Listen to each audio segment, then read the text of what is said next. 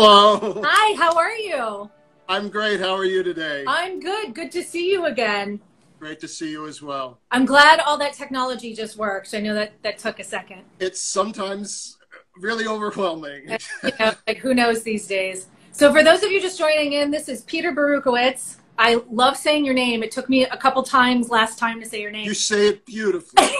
And I'm a witch too, so I should be, I should be able to say that really easily.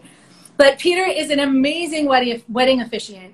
And I'll just kind of give people a little bit of background, and then I'll let you talk a little bit too. Who, kind of actually came to us to do talk about getting married online. Because talk to us, Peter, you have been doing nonstop weddings.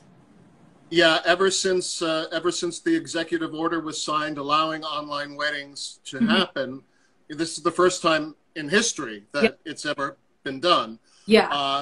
They've been coming in pretty steadily, and so I've been doing a lot of them. Yeah, that's great. And now there's a time limit. We'll kind of go through the steps. I have a few notes on stuff because I want to walk us through how you actually do get married online. Now, this has just been specific to COVID, am I right? Yes. See, so when the city shut down, in New York, we're talking about. Well, in New York State. I mean, other states are doing it. I don't have a list of which states are. Not many states are, I believe. Okay. Because many people on Instagram, other officiants from around the country were saying, oh, I wish our state would do this. So what happened is when the city shut down, or rather New York State shut down, all the city offices shut down as well. And that includes the city clerk's office, where people get marriage licenses and also would go to get basically their license signed. Yes, it's a city hall wedding, but pretty much it's do you take, and they sign, so it's where a lot of people would go. It's inexpensive, it's easy, you don't make an appointment, you just show up and do it. But because of COVID, people can't go downtown anymore. Everything's closed. Yeah. So they realized quickly, our excellent governor, that people couldn't get married because the offices weren't open. So as part of his executive orders, which set all the rules for what's going on during the pandemic and with everything shut down, one of them was about marriage licenses, and that for the first time, with proper ID and proper video technology, that you could get a marriage license online, where before this was unheard of. You went down, you stood in line at the city clerk's office, you took your number, and you waited. Right. So people were now able to get their license. But the problem also is that city clerk's office also does weddings for, as I said, basically license signing real quick. Yeah, ID. Which is crazy because I didn't even know this was a thing. We knew weddings had been put off because of COVID, but I had no idea the governor actually made it possible for people to still get married at the city clerk's office, just at home. Yes, yeah, but instead of the city clerk doing it, they had to get an independent officiant like myself to do it. So that's where you come in. Yeah, absolutely. Because, yes, all the big, beautiful weddings, most have been pushed off to 2021 or canceled or moved elsewhere. But people still have to get married. People, have insurance. People have immigration issues. There's so many legal reasons that people need to get married. Yeah. And to say you can't do that anymore because the city clerk is closed was, unthinkable to our governor. And fortunately, he signed an order that allowed us to start doing this online for the time. And now this is just for now, just until what we're about to talk about is just until September 4th? Well, see, here's the deal, is that executive orders, no matter what they're about, whether they're about weddings or whatever, they expire every 30 days by law. Oh, I didn't know that. The governor can't say, okay, you can do this to the end of the year. He doesn't have that power. Yeah. He does have the power that after the 30 days, he can sign another executive order extending what's already been done. Yeah. He has done this numerous times already. Yeah. The current thank goodness. Yeah. The current executive order expires September 4th. Okay. I have every reason I certainly hope and believe that it will be extended again. Yeah. It doesn't make sense to me that they think, okay, we'll reopen the city clerk's office and they're going to have hordes of people standing in line down there. But nothing makes sense to me these days. Times at all. So you kind of just have to go with it. You know, this is interesting, and we'll get into, you know, in a second, but I was just talking with Tatiana, who is also the producer of the show. And, you know, we were saying that, like, this may just stay. This may just be a thing now, because it's a lot easier to just get married online. I certainly go down to the, so. You know, who knows? But I think COVID. And, you know, and it's not even just about COVID. It's about people with mobility issues, people who, you know, can't leave the house for whatever reason. Interesting. I didn't even think that. Yeah. It just opens up a whole new world to them that, oh, I can still get married even though I can't get down to City Hall. Yeah. It kind of revolutionizes City Hall weddings now. So absolutely. So let's get started. So talk to me, like, step number one. If I was a couple who still wanted to get married and we wanted to do a City Hall wedding, but it is still COVID times, we start with the Project Cupid. Talk to me a little bit about that. Okay. Well, the first step in the process, as in the old days, pre-COVID, is you need to get your marriage license. Yes. Now, as easy as this sounds, it has proved to be rather challenging for a lot of couples, mainly because Project Cupid, which is it's an online portal that New York City created specifically to get marriage licenses. That's all they do. They Got don't it. do marriage ceremonies. Go online to, like, www.projectcupid.com. Cupid, and you fill out your form as you always would. You pay your $35 as you always would. But then at that point, you go into a waiting line for an appointment. And what this appointment, so it's an online appointment with a city clerk, just like we're doing right here. But at that point, I would show you you would show me your ID, your partner would show me your ID. So the clerk verifies that these people are who they are. That's step number 2, right? Well, they would go online, they fill out this form, and then they get a number, right?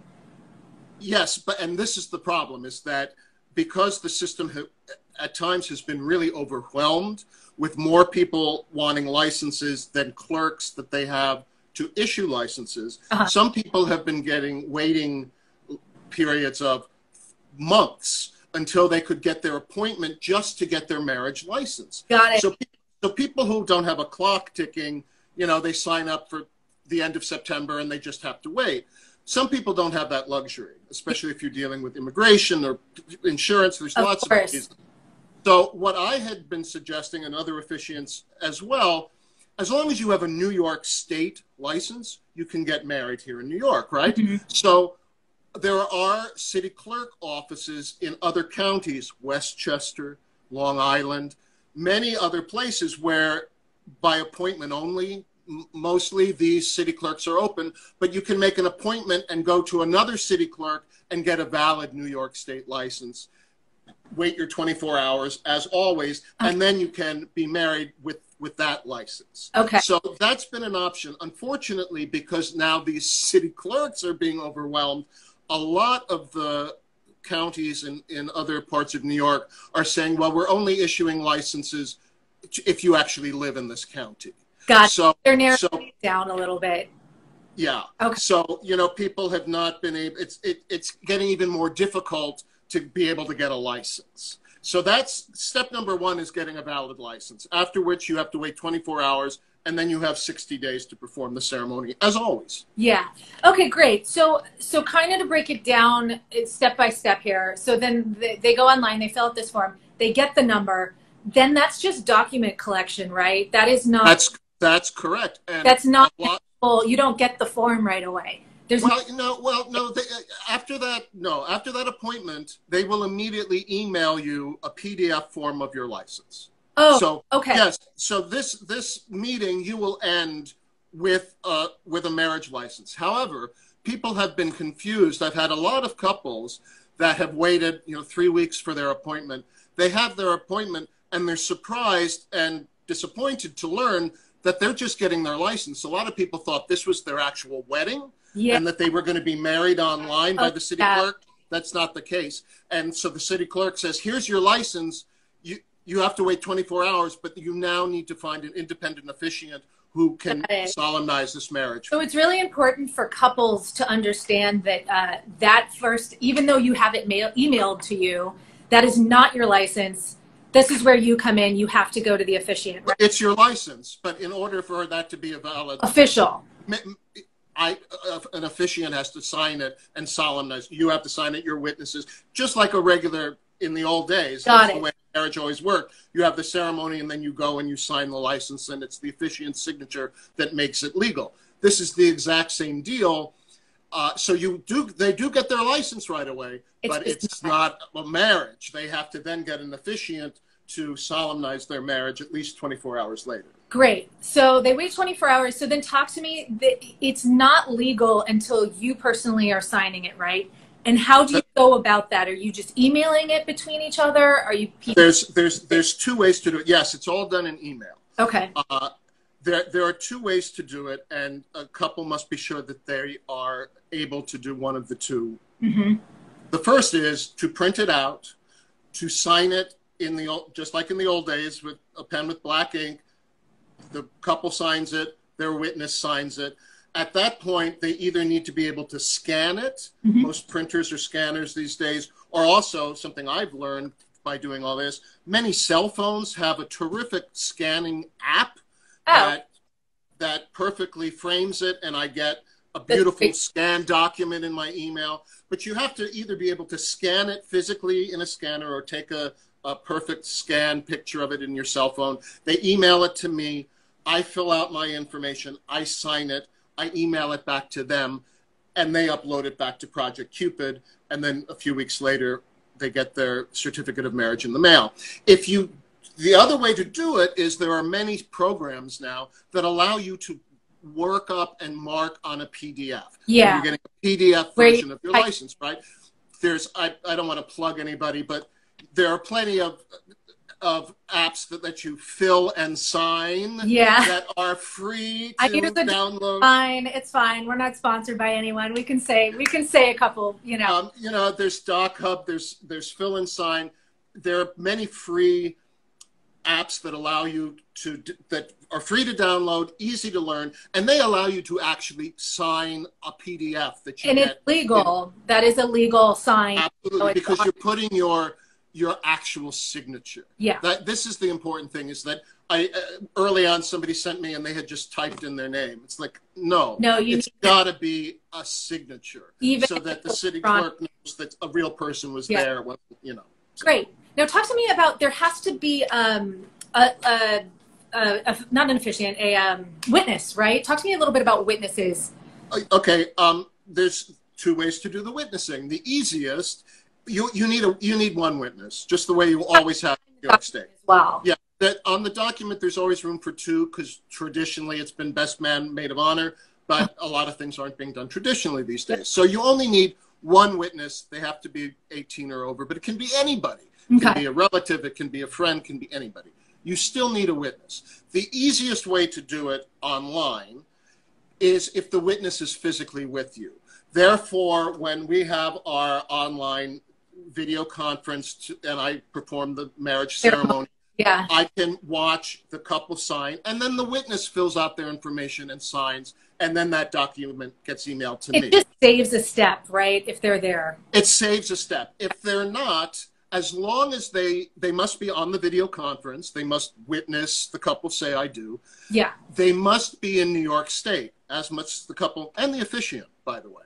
Okay, that's really important, because I think a lot of people... you have a question coming up, actually, that deals with this, I know. But everybody must be in New York State. So as long as your witness is in New York State on the same video conference, that's fine. That's legal. But it's an extra step, because after the couple signs it, they need to then send it to the witness, who then needs to fill it out and sign, and then send it to me.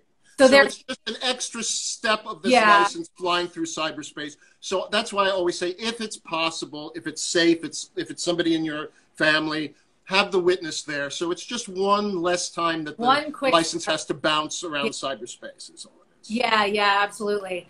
I mean, technically, I guess, you could be passing this around and everyone signing it, but it just gets so it gets to It's so just else at that point. And you're like, I just want to get married.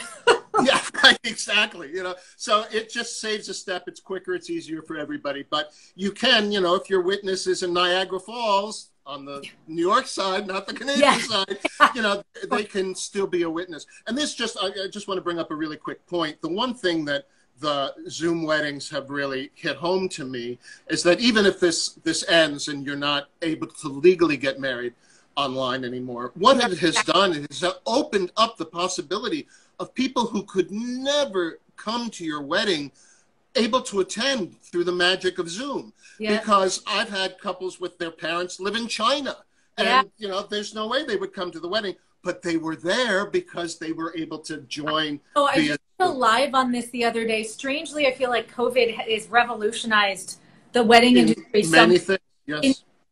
Not good, necessarily bad, you know, just in different ways. Just different. You exactly. Never thought, my aunt in Beijing can be here, you know. So it's question. Classy staffing events. Just said, is there? There's so many friends and family members becoming an online officiant. Are there any rules for that pertaining to this? There's no specifically new rules pertaining to this, but the big caution for that people have to be aware of, if you're dealing with a New York City license, so if you're Bronx or, you know, you got it through Project Cupid, you must be a registered officiant with New York City.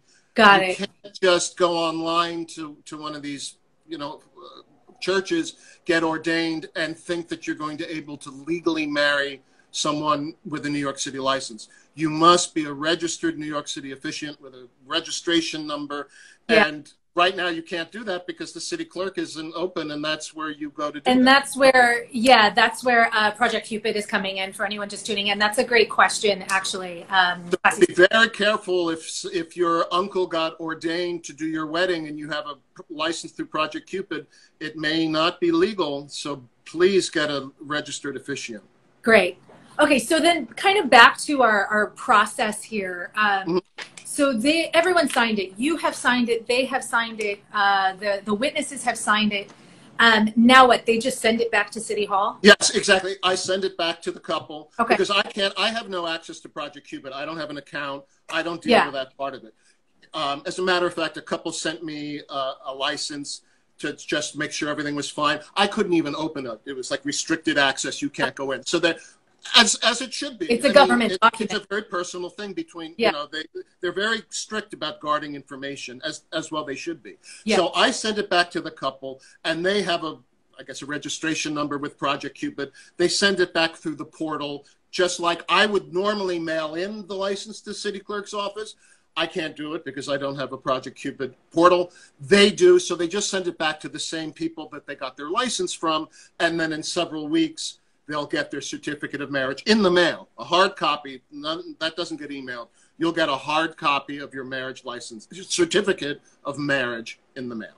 And now that officially makes you married, or once you sign it? Well, technically, the moment I sign it, they're married. You're married. So if someone, like you said, you know, for immigration or legal reasons, you know, they can't wait a month for the city clerk to mail this back to them.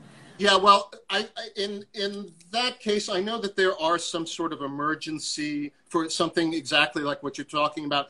I don't know how it works because I'm never part of that. You know, once I sign it, it's kind of off my desk. Send it off but I have had couples that say that they had, whether it was an immigration issue or moving out of the country or something, that they needed to expedite it. There is a way to do it. I don't know what it is. Okay. But legally, because people are always worried, you know, the date is so important to many people.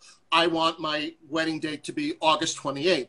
If I sign it on August 28th, that's your wedding date. That's what comes through on the certificate of marriage. That is a great tip, because I also have a lot of brides who are very, you know, they want a very specific date because either that's their anniversary or, you know. Well, that, you know, this is interesting because it's actually why I got into the online thing so early. As many of us in the wedding industry, we were heading into some of our biggest seasons ever. And, you know, this all happened right at the end of our slow season, at least certainly for officiants. January, February, not a lot of people get married. March, April, right? I had couples that their dates in June and July were really important to them. It wasn't just an arbitrary date. They wanted a specific date. Absolutely. So I was still able to marry them online legally, and then so that their wedding date would always be July 18th, whatever. So, you know, that's kind of why I kept my eye on it. And the moment we were able to do it, I started doing online licensing because the dates were so important to people. Yeah. I want to get married on that date. I'll have the party a year from now when COVID settles down and I can have the big party again. But I want my wedding date. I think that's a really important tip, and that's, you know, that's really smart. I think that's important to kind of add into this. Now, really quickly, we had another question, and it's since we're kind of on the topic of international weddings, can you marry someone you've been video calling for 2 years but have never met in person? Will the paperwork be enough to approve them for relocation to the U.S.? That's an interesting question. It's an interesting question on many levels, but basically the answer is no. Okay. You would not even be able to get your license, because in order to get your marriage license, you must be on the same screen. You must be with your partner. There's no, oh, he's across the room and on a different screen. No, you have to be together in person in New York to even get your license. So you couldn't possibly even get a license for someone that you were dating internet-wise in Europe. Could you do that on a normal basis? Because I actually surprisingly don't know a lot about this. So if this was normal times, not COVID times. No, because in normal times, the couple, in normal times, the couple must go together to the city clerk's office to get their license. It's no different. You can't send your bride-to-be and, oh, my husband's working, he can't be here. Doesn't work that way. Yeah, you must be there in person. So it's the same thing when you're doing it video. You must be together and in New York. So you can't marry your boyfriend in Italy. Sorry. Okay. Okay. Got it. It's definitely, you know, this is very specific to New York State, as we said before. And just kind of a quick recap and something I didn't know, Project Cupid, which is a government website.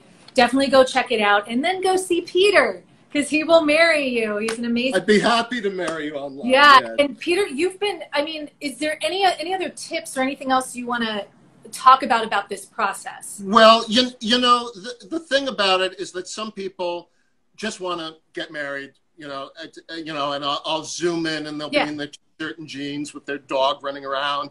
And that's fun too. But then sometimes I zoom in and people have made this their wedding.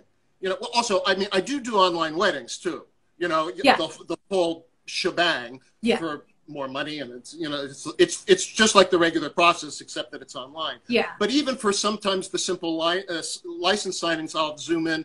They've decorated the walls with balloons, with flowers. I've had couples that hired a florist, that hired a professional photographer who was there snapping away. So just because you're doing it online doesn't mean you have to make it a small wedding. If you want to pull out the stops and make it a big wedding, more power to you. Please hire the florist. Please hire the photographer. Yeah, I just talked about this in one of our previous lives, how people are just making the most of it. You know, it is a terrible time right now.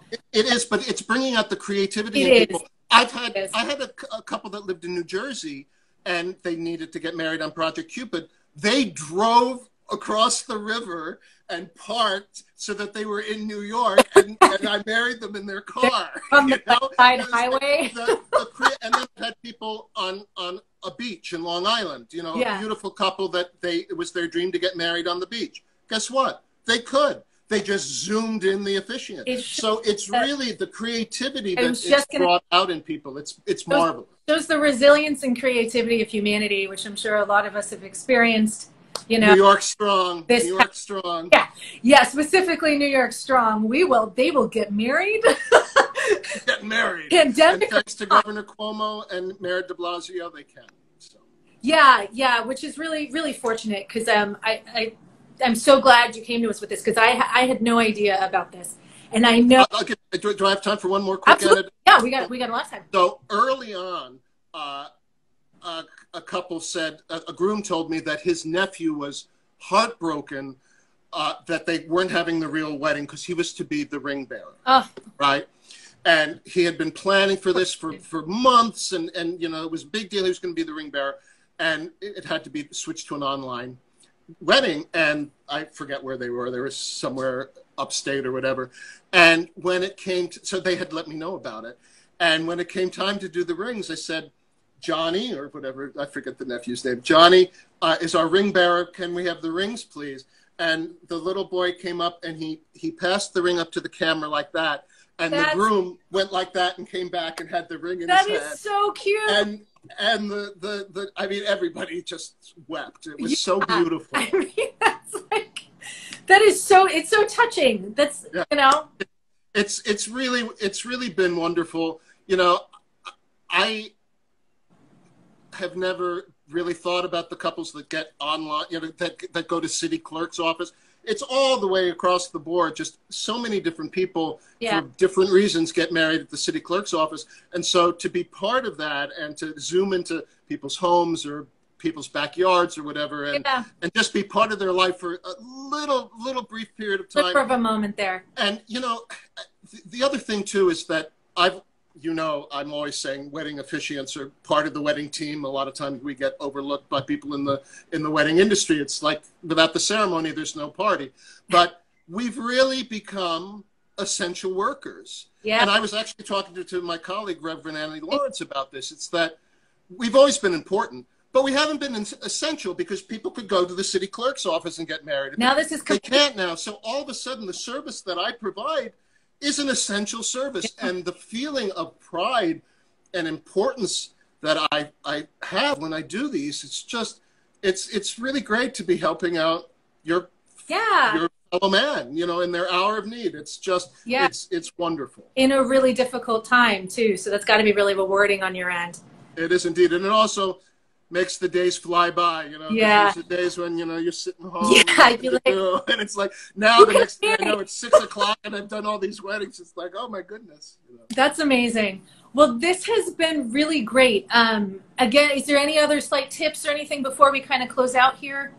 Just, you know, if you're even thinking about getting married in the near future, get that license. Yeah. You know, or at least get an appointment.